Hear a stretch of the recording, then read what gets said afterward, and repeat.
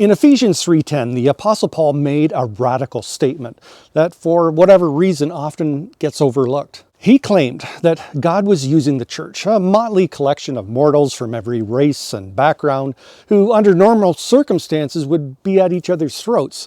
But God was using the church to display his infinite wisdom to the spiritual realm, to the angelic and the demonic. Let me put it this way. Have you ever watched those nature documentaries where the film crews plunge beneath the ocean waves in specially modified submersibles that are capable of going thousands of feet deeper than conventional submarines, where they go so far down that not even sunlight can penetrate there? They enter the realm of perpetual darkness. Yet life exists down there, filled with bizarre-looking creatures who long ago have ceased using the visual, but instead have adapted to other means of getting around. But to actually reach the bottom of the ocean, to the ocean floor, still tens of thousands of feet down below, only the most specialized submersibles are capable of doing that. And until modern times, it was generally assumed that life simply could not exist that far down.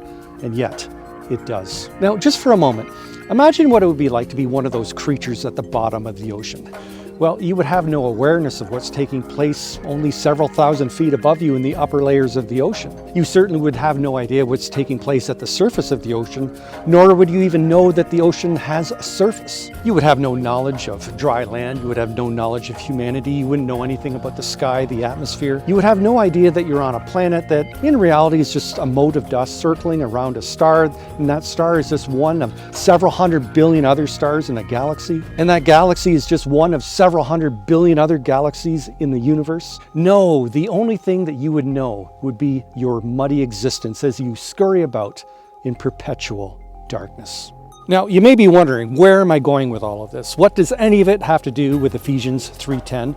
Well, give me just one more minute. Suppose God took on the form of those deep-sea creatures, lived among them, and then elevated them to a status and honor above humanity. Would that make any sense to you? I mean, how do you even begin to compare a deep-sea worm that lives in the mud on the bottom of the ocean in perpetual darkness with an advanced species such as ourselves, which have explored other planets? Would you be humbled by that or offended? Well, now you can begin to understand the conflict that's taking place in the spiritual realm around us. You see, as believers, we were once those ignorant deep-sea worms in spiritual darkness. But according to Paul, in Christ, we have been elevated in status and honor above those in the spiritual realm. Not because we were worthy of such honor, but rather because of God's goodness and grace. So next Sunday, when you strut into church thinking of yourself as all high and mighty, well, don't. Just chill. Whether you're the worship leader or whoever, remember, you're nothing but a deep-sea worm, saved by God's grace, just like the rest of us. So try to get along with your brothers and sisters. Remember, there's more going on than meets the physical eyes. How we behave towards one another is a testimony of God's goodness and grace to the spiritual realm. Make no mistake, we're being carefully watched by beings far more powerful and knowledgeable than us. Now, if you found this video meaningful, then please do share it with others. This is a very small YouTube channel with limited reach. I really need your help in that.